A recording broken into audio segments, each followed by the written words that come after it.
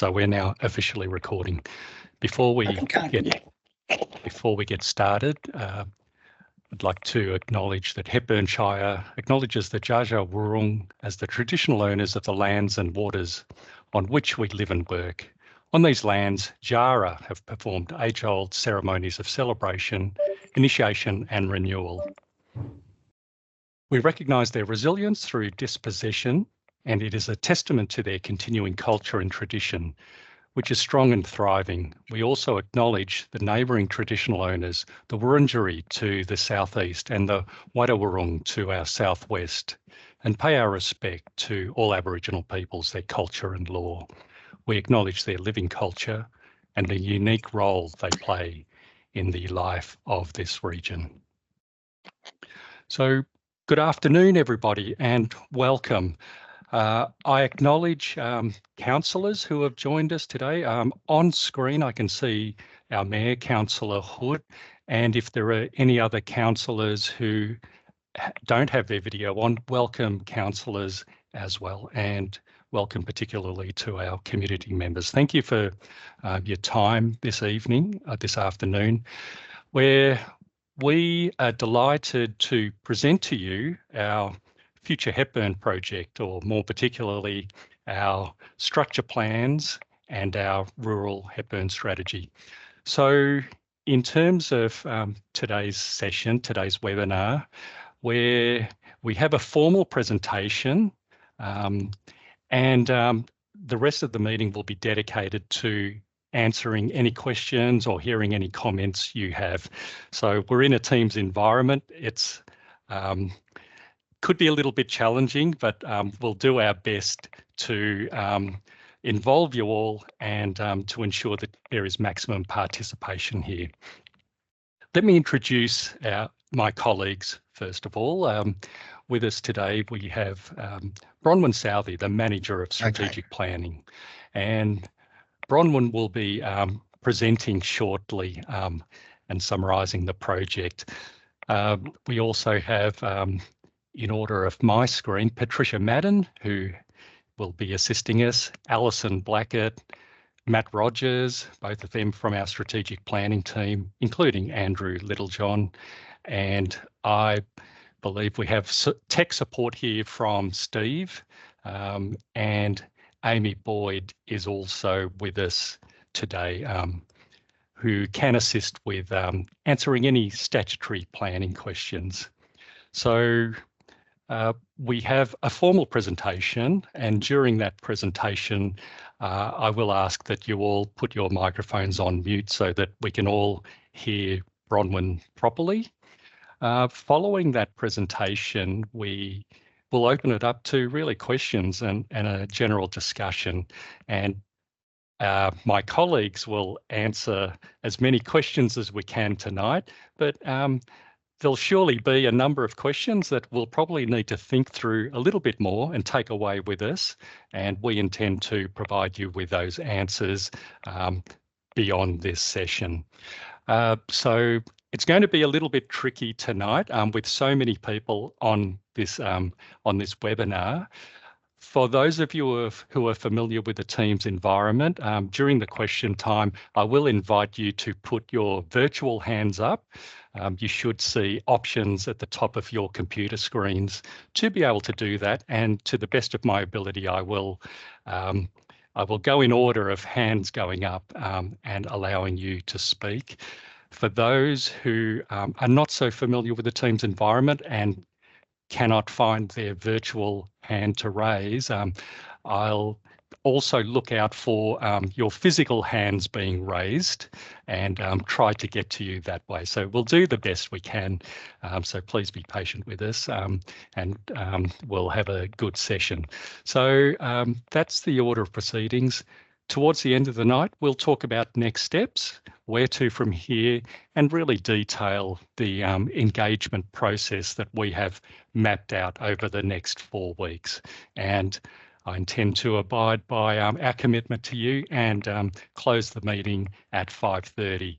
This isn't the last opportunity. It's the first of many opportunities to engage with Hepburn Shire Council and us officers. So I do encourage you to visit our website, look at the engagement meeting details, and please participate. I look forward to seeing you in person at many of our future sessions. So without further ado, I will ask Bronwyn to share her presentation and speak to it. This will give an excellent context to our project.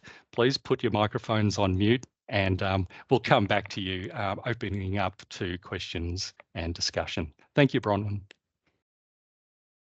Thank you, Ron. I'm hoping everyone can see the full screen. And just, Patricia, do you mind giving me a thumbs up if I've got the full arrangement, the full screen up? Nope. You don't have full screen yet, okay. But it will be happening, I'm sure. Thank you, Ron. Just try again. There we go. There we go. Perfect. Fantastic. Thank you all so much for taking the time to meet with us this evening to discuss what is very exciting. We refer to it as Future Hepburn.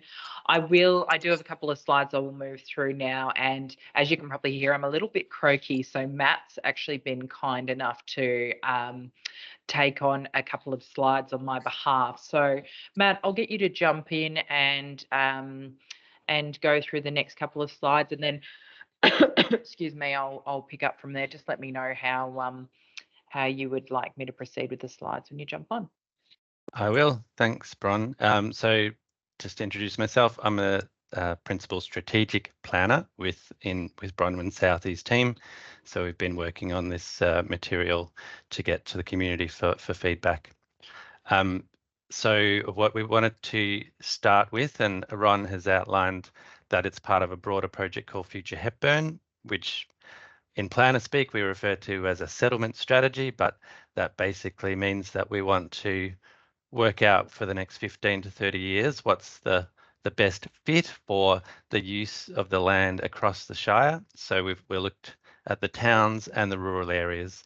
We haven't looked at the public land, so that's managed by the state. So what we're focusing on here is the towns and rural areas.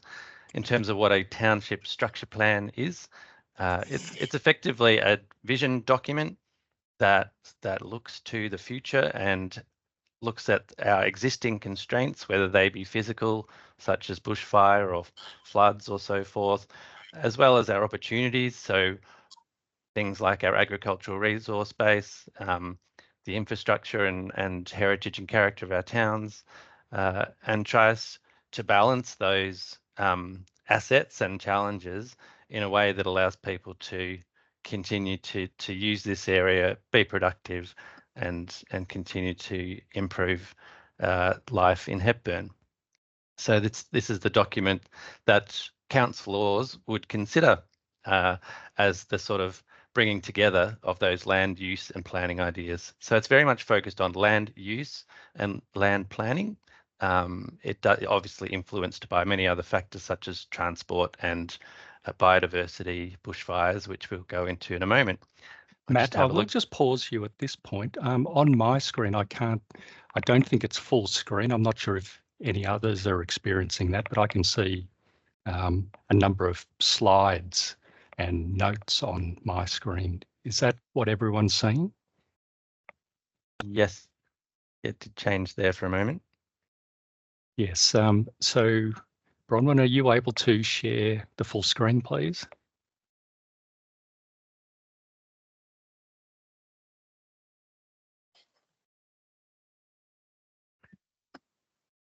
And whilst Bronwyn's doing that, Frank, you had a hand up?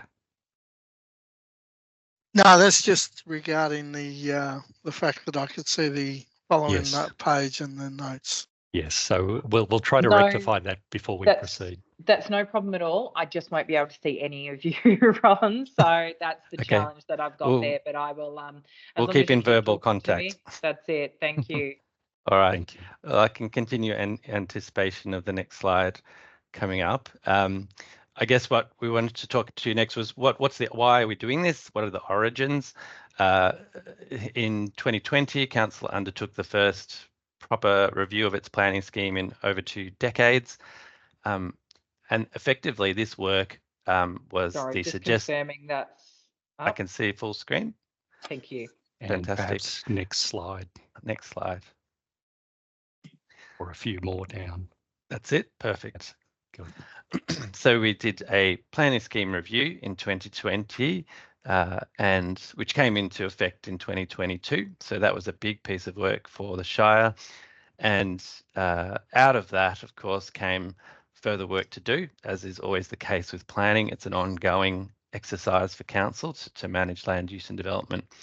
And so if you can see that in our existing planning scheme, there's a clause towards the back in the clause 74s, and it lists that we need to look at land supply and demand analysis, how the settlements in the town are laid out, how, what are their predictions for population and so forth, as well as other matters.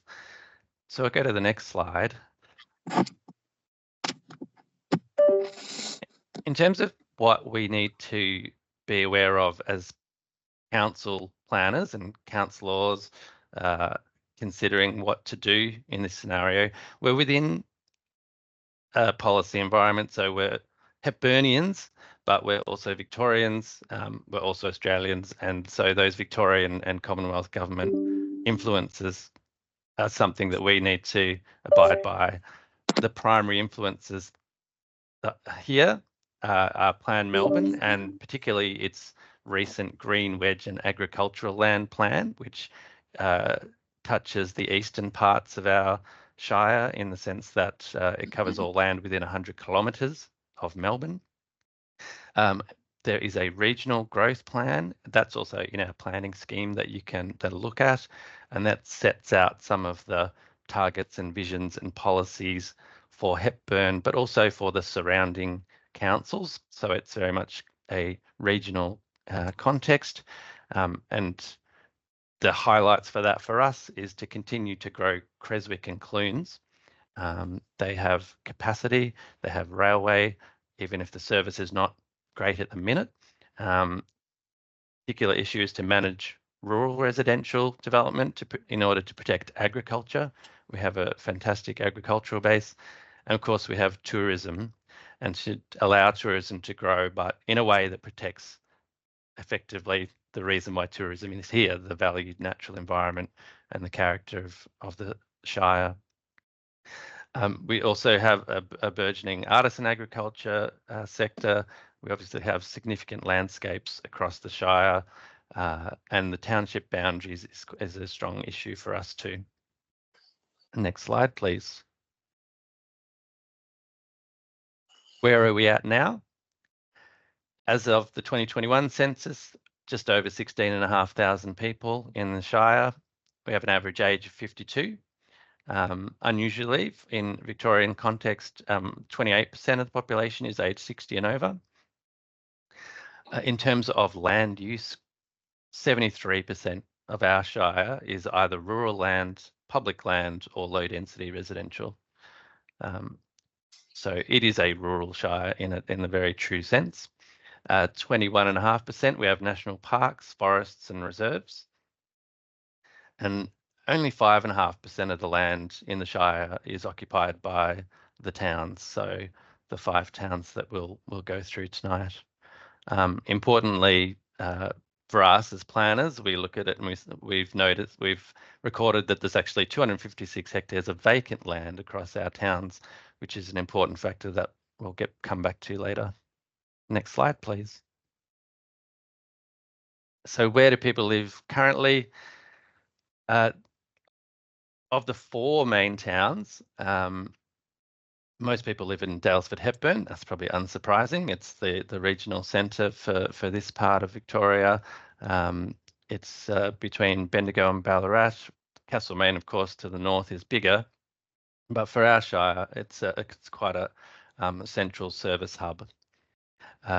Trentham and Clunes are on the smaller end, so they have they both have strong relationships to Daylesford and Creswick respectively. So Creswick and Daylesford being the big ones. What's interesting for this shire from a town planning perspective is actually more homes in the rural areas than any particular town. And that's something that we're looking to address in this, and Bronwyn will talk to that in the rural strategy. Next slide, please. So what have we put out for consultation? We've prepared 6 draft documents. We've had assistance from consultants, including town planners, urban designers, heritage consultants, agricultural land use consultants, transport and economics.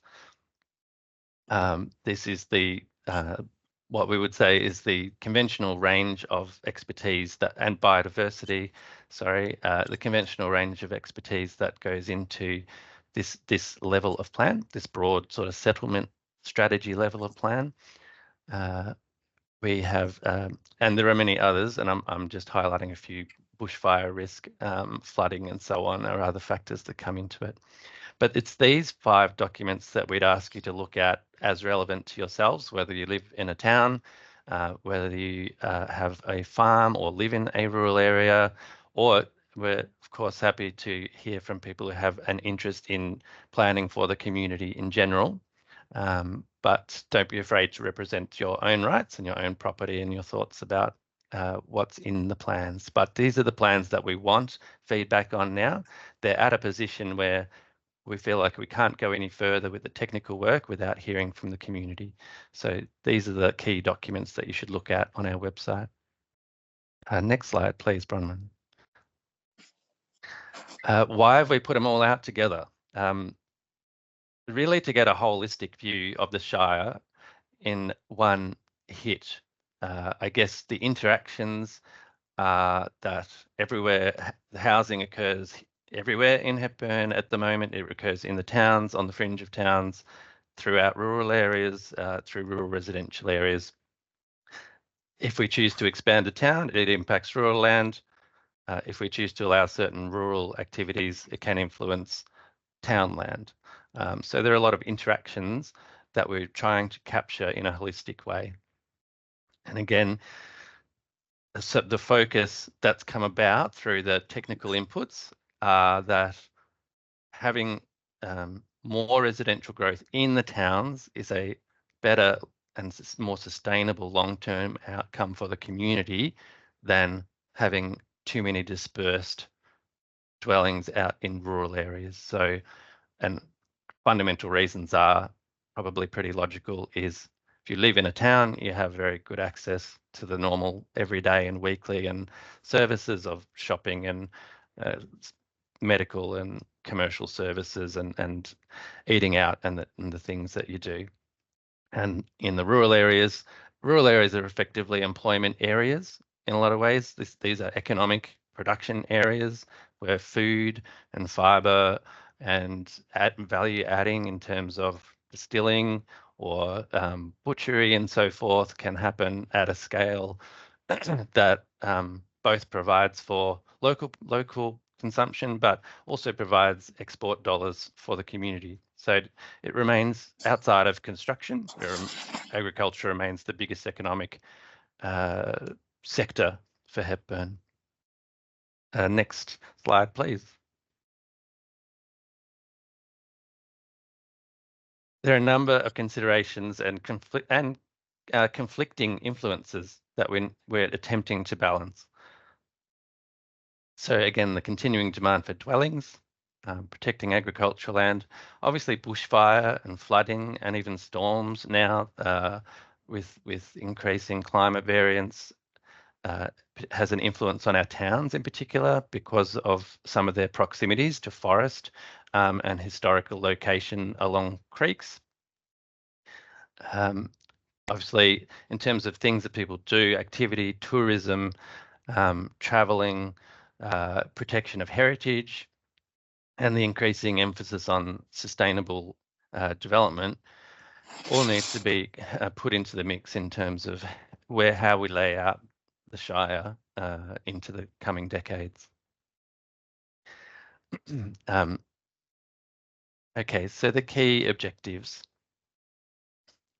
So this is what we're proposing to the community are really the outcomes of the studies that we've done and the balancing act that we're trying to strike here. So focusing housing in the existing towns and reinforce agricultural priority in rural areas. So in some ways that sounds quite simple. That farming happens over here and housing happens over here. But there is a high demand for people to live in rural areas. The issue is every house in a rural area has a very large sphere of influence on the ability of farmers to operate to their maximum potential. Identifying strategic opportunities for rural residential land. So that is the technique that we would use to allow some residential occupation in rural areas, but in a more managed fashion so that it's not having these detrimental impacts on farming. Reduce township exposure to environmental risk. So this is about bushfires, flooding, storms. So in some cases, we will retract current town boundaries away from a forest. You'll see that in Trentham, for example, in order to reduce exposure to the potential bushfire risk out of the forests. Providing for industrial, commercial and tourism growth. We've got a number of small expansions in terms of local industrial nodes.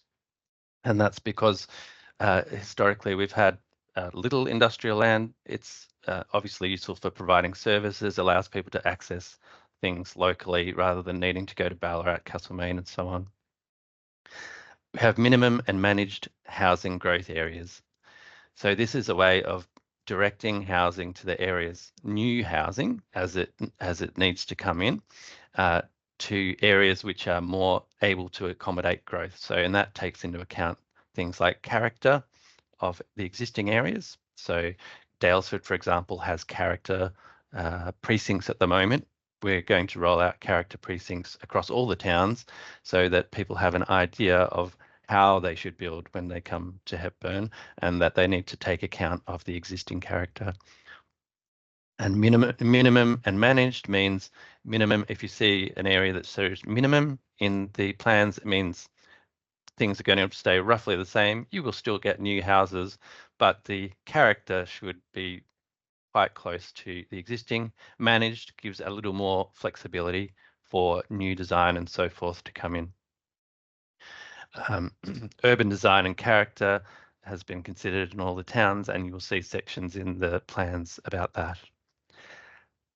So I will hand over to Bronwyn. I'm aware that we're limited time, so that's another plan that you will see in our planning scheme. That's our starting point, and it just is a bit of a one map illustration of all the issues, orange being agricultural land, green being forests, and basically showing this is the area of land that we're dealing with. Thank you so much, Matt. I really do appreciate that comprehensive context and saving me. For those that know me, I talk a lot as it is, let alone at the moment. So please, yeah, I do apologise if I cough or I'm a bit croaky. Okay, so I get the fun stuff. So all of this information that Matt's provided has effectively, the context that he's provided has effectively helped us put these draft structure plans together, which we're presenting to the community now. We have, for our township structure plans, we have Clunes, Creswick, Dalesford, Hepburn, Springs, Trentham, Glen Lyon. I think that was the 5. And we've also got the rural strategy. Kicking off with Clunes for no particular reason. What we've highlighted here is our proposed town core boundary map. Now you will see in summary, because I'm very conscious that there probably are questions that we want to get to, conscious of time. Effectively, there have been some minor variations to the Clunes Township boundary. A lot of this is in relation to some considerations around biodiversity consideration, where growth should happen, and a focus around looking at where we can better advance development around your train station. being one of the only 2 serviced areas from a transport perspective. Clunes is a really fantastic little place with an amazing heritage character, and that's been one thing that's been a really interesting discussion across many different technical arms and so on, just around Fraser Street particularly, and the importance of its preservation in the context of the UNESCO World Heritage Bid, in the context of tourism, in the context of its locality in relation to how it services the community. And we are trying to think of ways, even though we can't directly influence through our strategic work, we are absolutely trying to think of ways to help the community keep its township invigorated and active, whilst also preserving that heritage. So heritage focus of Fraser Street is really important. We do have minimal and managed growth in Clunes, and there is some focal point around Clunes Primary School, and looking at the inclusion of neighbourhood residential, with some other areas, as you'll see later in the if you have a scroll through the documentation, you will see an orange area and a purple area. The purple is minimal and the orange is managed. Effectively, what that means in a nutshell is the minimal growth areas have a number of constraints, whether they be environmental overlays, heritage, whatever it may be, and it makes it a little bit more difficult to get that infill. And by infill, what we mean is development in an existing serviced area, unlike a greenfield, which is actually external and is likely not to have servicing and developments around on the site. Just back to our managed growth areas, the managed growth will eventually, the intention of those spaces is for a more intensive development, but to the zoning. So at the moment, it's neighbourhood residential zones. So we're not looking at high level growth. Across our council area, we're looking at very low growth, minimal growth, and it's just about accommodating it in the right spots. So that's Clunes in a nutshell. And we'll absolutely open to questions shortly. And as I said, I apologise, I can't see if anyone has their hand up, so I will just get through this and have a Q&A in a minute. So Creswick is one of our growth towns. So we have the 2 key, and once again, as I say, growth is not a high priority of this council. It's around managing appropriate growth through the minimal and managed precinct identification and characters of these areas. So it is the growth town of Hepburn when looking at it from a capacity perspective, being serviced, there are certain areas that aren't highly constrained, and so we can look at infill developments there. There is minimal change to the township boundary, but you'll see the northern and the southern ends, there are inclusions in that space, and the purpose for that up the top is around looking at some additional possible industrial land, and in the south is really having a look at it, including that important reserve land for the township, and it's really nestling that into the current township boundary. Strength and character precincts are really important, and they're important for all of our townships. As we know, we've got a huge gold rush heritage, and so that, whilst heritage and character aren't the same thing, we've picked some of those traits like the mining cottages and the large landscape blocks and things like treescapes and so on, and large canopies of exotic trees and Indigenous trees. And we've looked at how we can better enhance our existing communities on those qualities that we really love. So we've looked at the strength and character precincts, and that's some of the work that's included in the structure plan for all of our townships. One of the things that's amazing with Creswick is it has a number of amazing natural assets, and it's really important that we strengthen those connections. So Creswick, effectively with Albert Street, has its back to Creswick Creek and to Cambridge Street, and it's around us activating, creating links through opening up through the public reserves and so on from the creek and walking, and so people can meander their way through town easily-ish without, and we are conscious that obviously Albert Street is highly constrained from a traffic perspective, but there are ways and recommendations we can put forward that does help ease that. And I guess even just opening up the possibility that some development can orientate itself towards the creek rather than having its back to it is definitely something that we've had a look at. Daylesford and Hepburn Springs, we've treated them, they're in the one structure plan, but they do have, and the reason for this is that Hepburn Springs is so heavily constrained. It's heavily constrained by topography, it's heavily constrained by bushfire risk and biodiversity, and the primary service centre for Hepburn Springs is Daylesford. Not saying it's not its own place in its own right, because it is, and it's fabulous. The one thing that the real key focus, apart from obviously those constraints identified with Hepburn Springs and Hepburn, is currently it's commercial areas, so the likes of Peppers, Bellinzona, they're all actually zoned residential, and that's not appropriate for what they're actually being used for. So there is a pseudo-commercial use that is happening in the area, and you'll see that with a number of shops that are along there and so on. And so we're recommending those spaces to be rezoned to commercial to actually reflect what they're being used for. And to create a small little, encourage that commercial activity to support its local community. And also, as I said, Hepburn only has minimal growth proposed, and that is purely because of the constraints that I identified just before. And if anyone wants any further information in relation to those technical reports, they are available on Participate Hepburn as well. Daylesford's really around those improved character precincts. We've got a really, really strong character coming through with all of our townships. And this is one that's quite pertinent in Daylesford as well, particularly because of the topography. So you can really see there's a lot of exposure, and some of the streetscaping and likes of how the residences are set, the large streets and so on are really important. So we've really looked at that, particularly when looking at focusing on infill development. In order to protect that character that we love, we've got to have a look at how this infill development can best be accommodated. The public realm is also really important, particularly around Vincent Street.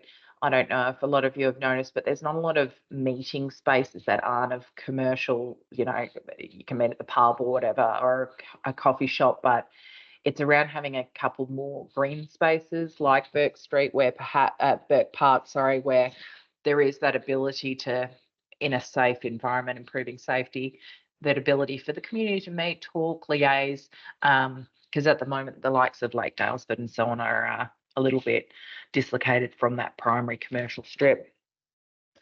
There is a couple of other considerations there as well. Bridport at the moment, similar to what I said around with Albert having its back to the creek and Creswick, Bridport isn't well activated.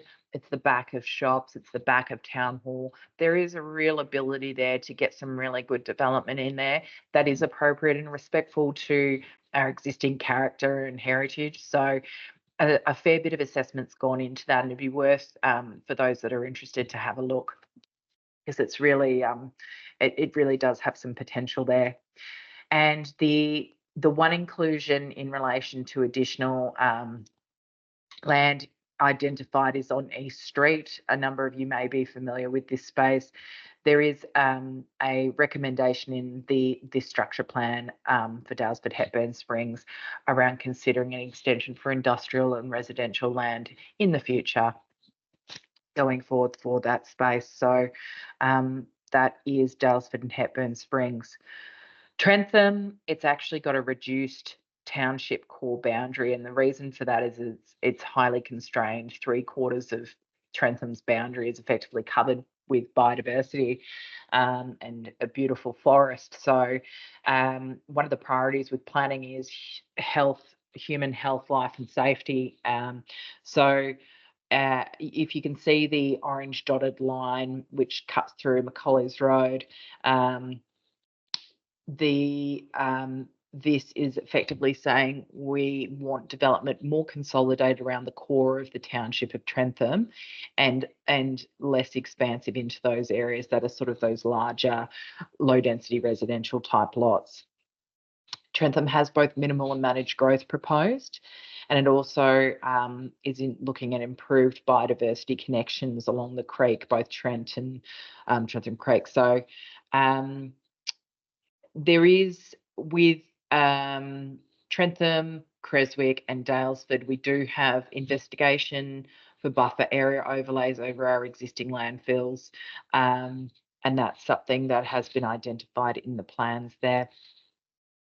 Glenline is our settlement within our township structure plans. Minimal growth proposed. It's highly constrained. It's not a service town. So we've got a recommendation coming in around minimum 4,000 metre squared lots. So what that means is if somebody wants to subdivide going forward, if this works to go through, the minimum lot size could be 4,000. We're recommending planting guidelines because there is obviously some beautiful vegetated areas, but when looking at some of the traditional residential lands and some of the traditional township land, excuse me, it actually is currently being used for grazing and for pasture, for farming activities. So when it's developed on, it seems as though the land is actually farming land being developed, and whilst it may be used for that, it is actually zoned for residential purposes. So it's around really creating some delineation in that space between the residential use and the farming use without impacting the character in a negative way. One of the really important things as well around Glenline is its reserves and its heritage trees and so on. So we're really focusing on establishing and expanding the vegetation protection overlays for both native and significant exotic trees. So that's our townships in a nutshell. I'll just quickly touch on the rural, and then we will crack into some questions. So rural.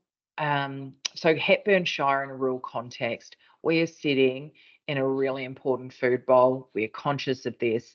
So effectively, as Matt touched on earlier on, the whole purpose of us focusing in infill and focusing in on our townships and settlements around that is to encourage people to live in our towns and to protect our rural land. We are on amazing volcanic soils, and as you'll see in this plan that I've just brought up, particularly farming zone Schedule 1, which is that light greenish colour on the left-hand side that sits on the western portion of our shire, that is amazing high quality land. We also have that coming through with that sort of teal colour, which is also high quality volcanic soils. The Rural Hepburn, our draft rural strategy, is an amazing document, quite bolshy in relation to how we want to protect agricultural first, and there are a number of really strong recommendations that have come through this work to encourage, as we have said, a focus on protection of that agricultural land and encouraging development within our townships. Policy Area 1 is the Shire's engine room, protection of agriculture first and foremost. The proposal is to require a planning permit to establish a dwelling on farming zone lots below 80 hectares. It's also proposing those sites that are highly vegetated with quality vegetation to be rezoned to rural conservation for, heavily forested land. Policy Area 2 is more of a focus on agriculture primarily, with supporting ancillary activities. So, for example, if there are appropriate farm stay uses where there's a primary agricultural farm, but there's a couple of cottages for tourism uses, vineyards that can intertwine into these complementary activities, these are the types of things that we're looking at, and they could possibly be accommodated with a new recommended zone, which is the rural activity zone. We also have rural residential and rural activity. So as Matt identified earlier in the discussion, there is a limit, there is a need or want to desire from our community for more rural residential living. So we've assessed this, and there is consideration for additional land of that around Creswick and Clunes, with potential areas there. And we also have included an assessment with our rural settlements and a recognition of our community and constraints with no proposed expansions of our existing settlements. Just in relation to dealing with other land issues, we appreciate that there is a lot of low density residential land that sort of sits in between our rural land and our township focus. This is additional work that we're going to need to do, and it's identified, earmarked for future work. Our buffers around town landfills and transfer stations have been identified. They're as investigation areas, and they are investigation areas only. So what we're saying is we know that there used to be a landfill there. A couple of them are now being used as waste transfer stations. We need to investigate to ensure there is no risk or harm going forward. This is future work to be done. There are no constraints being recommended at the moment, in addition to what is currently in place through the Environmental Protection Authority. Our rural and town landscapes, these are critical, and we have undertaken a fair amount of work in relation to ensuring particularly our township landscapes with our character precincts has been identified, but we also need to have a look at our significant landscape overlays and our renewable heritage and cultural heritage. Now, I'm just going to hand this back to Ron, and he can have a open discussion. There, we do have some standard question and answers, but I'm happy for you to take the reins, Ron, from here, if you would like. Thank you, Bron. And if you could please unshare so I can see our participants, that'd be great. And also thank you to Frank, who's asked a question in the chat. So that's available to us as well. He asked where we can get these documents, and our colleague Maria Abate has provided a link in the chat for you to all to access. So I noticed some of you looking closer at your screen, looking at the maps. We'll make this presentation available on Participate Hepburn, and the documents are also available on Participate Hepburn. So if you could please unshare, Bron or Matt. I will open it up to questions. Please feel free to raise your virtual hand. I've got one already, and appear on screen with your video, and I'll call you out accordingly. Let me just get the order of people. Stephen, you've got your hand up first. Thank you very much, and thank you to all the presenters. A special thank you to Councillor Hood and councillors, but also the staff and the consultants who have got us to this point so far in this very important strategic documentation. I just had a process question, I think, around the integrated transport strategy work that the Shire is doing. Correct me if I'm wrong, and this is not an adverse criticism, but I think we're running a little bit late in relation to the development of the integrated transport strategy. These things happen, I appreciate that. But what I'm interested in making sure that we don't lose sight of is that the feedback through the consultation on the development of that integrated transport strategy can somehow possibly feed into the final objectives, strategies and actions which are in the movement and access component of the structure plans. Happy to be corrected if that's not appropriate, but I just feel that there needs to be a bit of an alignment there of some of those things. There certainly is, and that's a really good point, Stephen. Thanks for contributing that. Our integrated transport strategy is the third part to our Future Hepburn piece of work, and it is actually running slightly behind. But that's not to say the work going behind the scenes with the integrated transport strategy hasn't been talking to our structure plan. In fact, it has, and the same consultants have been informing and contributing to our draft structure plans. And you'll find that in each draft, there's a significant section on transport and movement, and that's been well informed. But we do intend, hopefully later in this calendar year, to go out to community consultation on our transport strategy. Thank you. Thank you very much. Thank you. Jennifer, you had your hand up next. Thank you. My question is sort of a technical one. I've been through the documents, but what I'm looking for is the actual size of the towns that are in the Shire in whatever measures you use. There doesn't seem to be anywhere in the documents that gives you that detail. Have I missed something? I'll throw to my colleagues on that. Is there anywhere we have information on the size of the towns?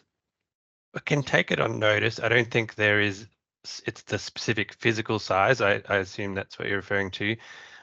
We've got the broad measure of urban land across the Shire, but we can come back to you on that, certainly.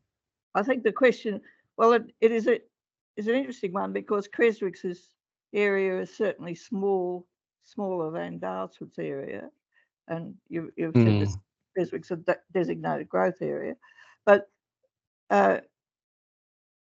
I just think it would be interesting and also to have a map that actually shows the town boundaries. People who've been at meetings have not actually been clear about where the actual town boundaries are. A better map that showed the town boundaries would be helpful, I think, or a more detailed map, perhaps. I mean.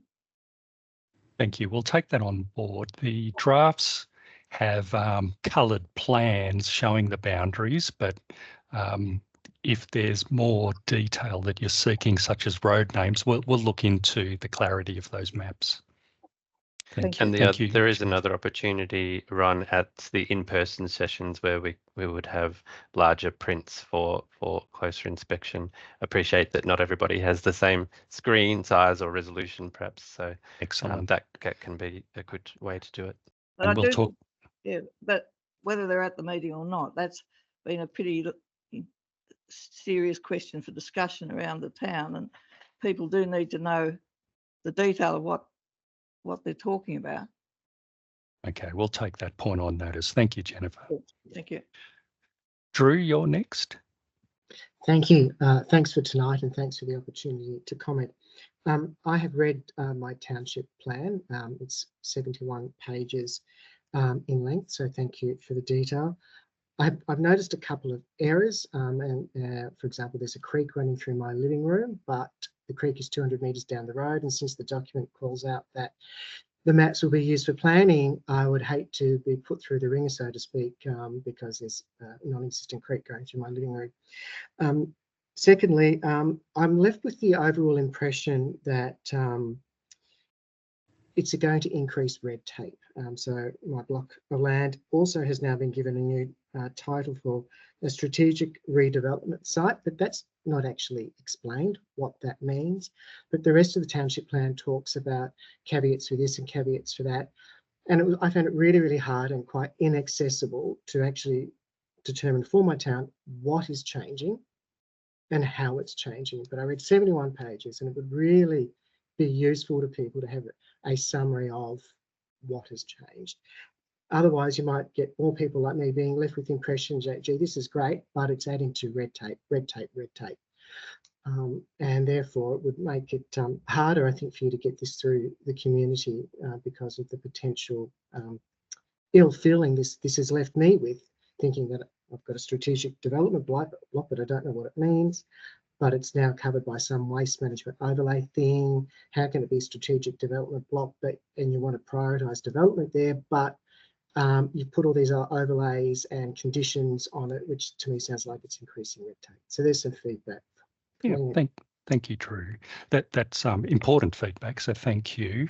There's a lot of there's a lot there, but I'll just clarify before I throw over to my colleagues that should these structure plans be endorsed in August, they will not result in changes overnight to anybody's controls.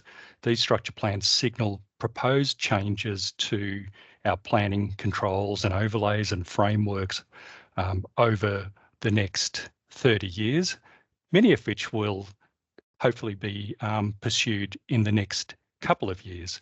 But there is a long red tape process, as you call it, through the state government that we need to undertake, involving more extensive community consultation to implement some of these proposed controls. And before I throw over to my colleagues, we also have reading guides for each structure plan, which are an attempt to distill the key points of each structure plan, perhaps not hitting the mark in what you've said, but they're a serious attempt to try to make it real and understandable for our community as well. So I encourage everybody to look at those. Did anybody else want to respond to the points raised? Sorry, yes, Drew, thank you for your time, and thank you for your taking the time to read through the plan. I know it's a fair task. What I would say is please come and speak to us or make a written submission so we know the exact site that you're referring to, because we do have a number of strategic redevelopment sites identified. The only other thing that I would say as well is refer to section 10.1. And that's where the statutory implications or recommendations are highlighted in relation to things like rezonings and so on. But as Ron has highlighted, it's quite an elongated process. So really at the moment, it's high-level strategy saying these are the areas that could be considered for these purposes. So for example, a strategic redevelopment site saying that because it might be located near a train station or things like that, there may be more potential for improved connections and density in those spaces, but they need to be looked at further. So please, we're having sessions. Come and see us, or at least if you don't have time, shoot us an email and we'll do our best to help work through the process with you. Thank you, Bronwyn. I'll throw over to Angela and then I'll go to a question in the chat. So Angela, would you like to speak? Yes, look, thanks to everybody for putting in obviously so much work. I'd like to talk to the subject of farm zoning as someone who's lived in the Shire for over 30 years, originally in Hepburn Springs. But as I got into farming, I invested in farmland to farm. I am on the edges of Lionville, which I see is as part of the rural zoning. And so I've invested my life savings over the years and can officially verify that it is not actually possible to conduct farming as we know it next to a township. And that's my zoning. But I really am just gardening a view for the township because they complain at truck movements, I have dog attack, I have endless things, and I'm not blaming people because it's township. But I'm quite worried what I'm hearing about an aspirational affection for idyllic farm zoning that will the land cannot provide us with a living in these tiny little bits next to the towns, and animals, certainly if you're going to do grazing, can't have constant disturbance and light all night and noise and all normal for towns. So I'm really concerned that in great well-meaning of protecting farmland, you're continuing the colonial desertification of the land, and there's nobody to work the land if you can't have houses, multiple houses on your land, how it was once upon a time. We're only the very wealthy and the elite can now afford this luxury. And for me, in Hepburn Springs, which is the home of permaculture, we're not designing township fringes with permy villages, which can provide I'm really concerned that being in a frozen heritage moment may assist this idyllic concept, but in the face of climate change and all that we're facing, for me, it's not future focused. So I'd like to suggest that we need more appropriate cluster housing on the edges of the township in the rural areas to help nurture and protect all this heritage, because we actually need to be quite futuristic in our designs. And I'm just not really seeing that. I think they're pandering to slightly conservatism here. So I see a brilliant strategy going on, but I want to see more history. I need to see planning for the future. That's my concern here. Thank you, Angela. A number of key points you've raised there. These strategies seek to plan the next 30 years of our shire, so they certainly are future looking. But what's caught my attention in the points you've raised, you've raised the ever-present challenge for town planners, and that is what happens at the interface of different zones, in this case farming and residential, or typically commercial and residential is a typical tension interface. The challenge we have is trying to balance those sometimes competing land uses at those interfaces and find an appropriate transition and mix while still building in room for meeting our future communities' needs and demands over the next 30 years. I encourage you to put in a submission, particularly making it specific about your particular situation, so we can look at that more closely, Angela. Some good points raised there. Thank you. Thank you, because it could help solo houses. We can do diverse housing if we have a new model of more permaculture villages. I'd love to see a zoning that actually welcomes our greatest export, which is permaculture, but with an Indigenous slant, because we know we have wonderful leadership on that level too. Wow. So just sharing that one. Thank you. Thanks for that. Thank you. In the chat, Richard has assisted Ken on where to find section 10.1. Thank you for doing that, Richard. Here's a question for the team. My land is proposed to get a VPO. Where can I find documentation on what this actually means in practice in Hepburn? That's from R. Anderson. Matt has since responded in the chat, Ron. Oh. So we do have it there. Sorry. Just to bring that to your attention. Thank you, Ron. I'm trying to do many things at once here. Thank you. Nigel is next. Nigel.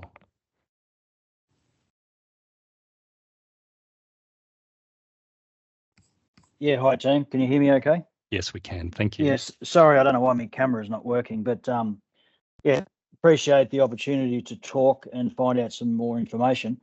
I've lived in the Hepburn Shire for just on 50 years, so I've seen a lot of changes. Our family has been involved in farming and forestry ever since I can remember. I couldn't really zoom in as much as I'd like to, but I see you're talking about arable volcanic soil. I live at Blampede, just down from the Swiss Mount pub, and I believe many years ago they were looking at a changing the from FZ1 to I think rural residential along the Midland Highway, because if you actually carried out a soil capability test, you'll see that that's not what you'd call volcanic arable soil from the Swiss Mount back to Dalesford.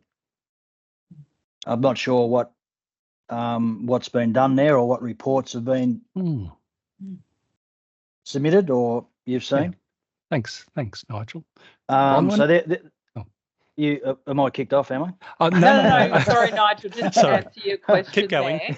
Jump into the rural strategy, and there's actually details around the agricultural qualities and soil mapping there. So you should, if you can't zoom in enough, get in contact with us. But there will be it does go down to the different areas, and you're absolutely spot on. There are variations within. And so there's a map that actually details the different sort of levels of soil quality within. Okay, and that's rural strategy? That's in the rural strategy, yep. Yeah. Just one other quick point, just in regarding the the long-term strategy of minimising I think it's got 40 hectares, which is, what are we talking, just under 100 acres. I can see why the push is to try to populate those key small townships, but just being a younger generation that's grew up on farms and the affordability of trying to buy property in towns, it would be great if there was I'm not saying, how do I put this, given the heritage and the generations that have lived on those properties, that you should be able to build a residential or a home on a small property if it's owned by your family, to give you that chance, because there's not too many young kids that are coming through can afford $400,000 or $500,000 for a block of land, let alone 800,000 with a house on it.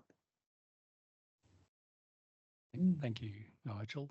Yep. The team, correct me if I'm wrong, but what the rural strategy is proposing is really raising the bar in assessing housing in our agricultural areas, not prohibiting housing, but really raising the bar so that overall we protect prime, valuable agricultural land. Did you want to comment on that, Matt or Bronwyn? You've got it covered, Ron. Okay, thank you. Thank you, Nigel, for your contribution. Thank you. I did commit to finishing at 5:30, but I won't. There's still quite a bit of interest in this webinar, so I'll continue with the questions and answers. So apologies for that, but thank you for sticking around and continuing your interest. I have Karen next. Microphone. There we go. Thank you. We have got major changes about to happen here in Trentham, it seems, and we actually live on fantastic volcanic soil. Across the road is a farm, currently productive, which is going to have a road put right through the middle of it. And I'm wondering if you can confirm the suspicion that the town has that it's a developer who will be funding this road, because that seems like a very big conflict of interest. I suspect we might need to take that on notice and get some details from you, Karen. I'm sure you know whether the road's funded by the developer. I do have our statutory planning manager present in this meeting. I wonder, Amy, if you're aware of this and can comment. I might be able to look that up, thank you, Ron, but I'd need to know what the road is, and I can look it up whilst we're sitting here. So the your address even, Karen, or somewhere nearby? West Road to Dublin Road. The road that's going to go from West Street through Cosmo Road, through Bluemount Road, through Mulcahy's Road, and to the rail trail. I'm sure it's the only road that you're going to be putting in Trentham. That road. That road. So Bronwyn, I will actually throw to you because that's in the draft structure plan. Absolutely. Thanks, Karen. Really good question. So this touches on around, and I apologise because I had to skim through it pretty quickly, but effectively that road is our recommended new township boundary. And the reason for that is to create a bushfire break, another connection, so the community can have a safer access and egress outside of those residential, into those and outside of those residential areas, because at the moment there's really only one way in, one way out. So what, and it is a low density, so what we mean by that is very low density residential area. So and it's surrounded by forestation. So effectively, the intention of bringing that township boundary in and creating a formal road is to allow for further access and egress for the community. The way it's funded and so on is yet to be determined. But effectively, if, for example, on the other side where there's a higher level of residential density that would go in, there could be an arrangement put in place across the developments that would capture a costing per development that would then go into creating that road. But it is a future thing that's going to take a little while for us to work through. It's not a conflict. It's just it's trying to plan for a better, safer community. Except, may I just say, so yes, the reason that, you know, myself and our neighbours live here is because it is a no-through road, because it is low density, and you're saying you're putting the road in to make it safer so that you can put, I think it was 270 more homes down this road, and then it will be safer for those people in line of bushfires. However, you don't need to put the houses down there. You don't need to put the road in. Half the houses in Trentham are not even inhabited. They're Airbnbs. So if the council's so short of cash, they can tax them for the number of days they're empty or something. And that way you can end up with more affordable houses for all these people who supposedly want to live here. You're putting this road in supposedly to make it safer, but you're putting all these people in, which if you don't have the road, you don't have the people, it's not any less safe. Ron, are you looking at a map? Yeah, sorry, I am. I'm just looking at, because at the moment what we've identified is a potential there for that purpose. As for the density is on the inside of the township side of things, so we're not actually encouraging a whole lot of further density in the outer areas of Bluemount Road and Collies Road. So it may be a conversation we need to sort of tackle a little bit further when we have more time, just to understand sort of your concerns, Karen, a little bit further, because it does make sense. I understand what you're saying, but there's parts of it that just don't quite mesh with what we're recommending. I think we reach out to you, Karen, and go through that detail of the Trentham structure plan, and our officers can explain in further detail what is actually being proposed there, because that's all part of the shrinking of the notional town boundary as well. So we'll reach out to you, Karen, if that's okay. Thank you. Richard is next. Thank you, Richard. Thank you.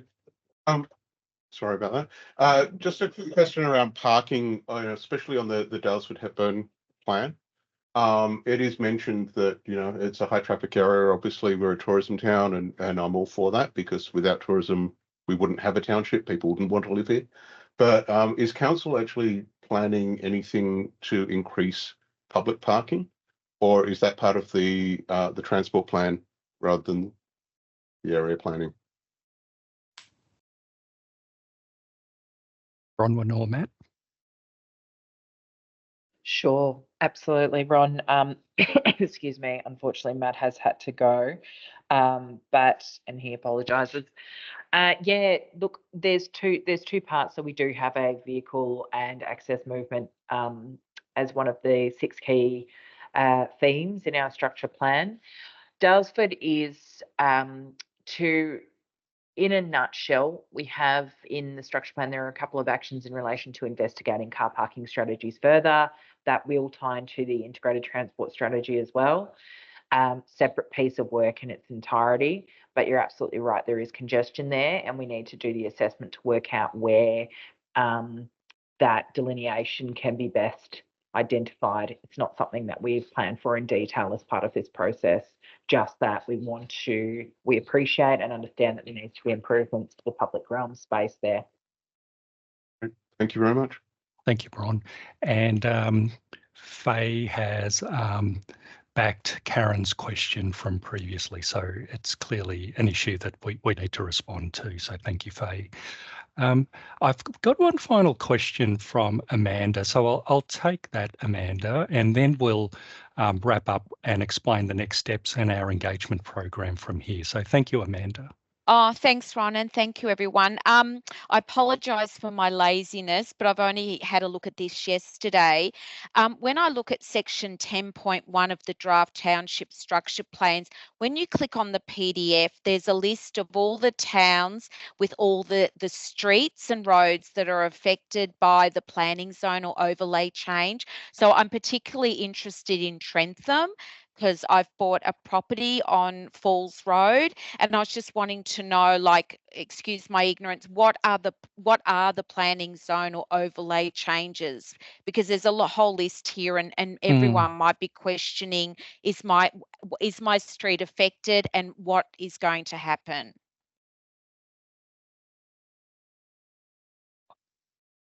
Unless you've got an immediate answer now, Bronwyn, I think that's a more detailed answer that we need to give you so that we properly answer that question, Amanda. I suggest the team reaches out to you so that we can explain the proposed changes to do with your street. So, Ron, is it in the report that I haven't read it, or is it, yeah, I mean, because there's a lot of streets there for each town, and people might just look at that and say, well, what does that mean? I don't think it would just be me. That's all. Absolutely. It affects many people across the Shire. Yes, Alison, yes. our colleague, has her hand up. I think she might offer some information. Yeah, so thanks for that. I'm just looking at the structure plan now, and that Falls Road area, there's no change to the low density residential zone in there. Is that the zone that you were that you've acquired a property in? Yes. But there is a proposed overlay change. We're sort of looking at applying the vegetation protection overlay in there. But I don't know if you're on which side of the road, but it'll basically be on the actual road corridor. Yeah, so I've bought it across the road from the football club. Okay, yeah. Well, as Ron said, we can go through the plans with you more carefully, but there's no zones changes proposed in that part of the world. But I can tell you that is quite a sensitive area in terms of bushfire risk, you know, and because there's quite a lot of forest up through there. Okay. So, Amanda, there was a few planning terms there. A vegetation protection overlay is simply a planning control that protects just that. So there are various reasons we've identified that we need to protect the vegetation in that locality. But that sort of thing doesn't happen overnight. A structure plan might propose it, but we still need to go through a very long statutory process with the state government to attempt to implement those protections down the track. So thank you, Amanda, and feel free to reach out to us with further questions. And I invite everybody here present to reach out to us as well, should you have any further questions. I'll close the night at that in terms of questions. And Bron, could I please ask you to just elaborate on our engagement process from here and where people can find that information as well? Absolutely. Thanks, Ron. I just did see a couple of questions in the chat. If we don't get back to you, if we haven't responded, we will have a look and try and get back to you as soon as possible. In the question around high voltage, there is a renewable section under the rural strategy. Have a look at that and see if that answers your question. Otherwise, feel free to get in touch, please. For the next steps, we effectively are in the first stage of public consultation, which will close on the 12th of June. We have a number of community sessions, which will, commencing this Friday at Creswick from 5 to 8. The opportunity is, it's a 3-hour session where for the first 2 hours you can drop in and see us, and this is for anyone of any interest, even though it's specific in townships. You can talk to us about anything if it works for you. And then for the last hour we will be doing a presentation again. We So keep your eye out on Participate Hepburn. That's where you can make your submissions, where you can obtain all the information that we've got, which is our structure plans and supporting documentation, and also where our sessions are coming up. So please stay in touch. strategicplanning@hepburn is our email, and we are doing our best to get back to you. One of the things I would say is, unless there's a hot pressing issue, your submissions will be compiled, and we will be absolutely addressing them and including them when we go up to brief councillors on the submissions. We'll be compiling them and briefing councillors on them and any recommended changes prior to putting the documentation up to them for formal approval in August. Thank you very much, Bron, and I'll stop you there because you're losing your voice. Thank you for presenting tonight. Community members, that was a really valuable session for us officers, actually. So thank you for your contribution, your input, and sharing your information. Councillors present, including Councillor Hood, I can see on my screen. Thank you for attending and listening in. This will help you inform the future decision we'll be presenting to you in August. As Bronwyn said, there are many more options available to engage with us. Please reach out to us. And thank you very much tonight.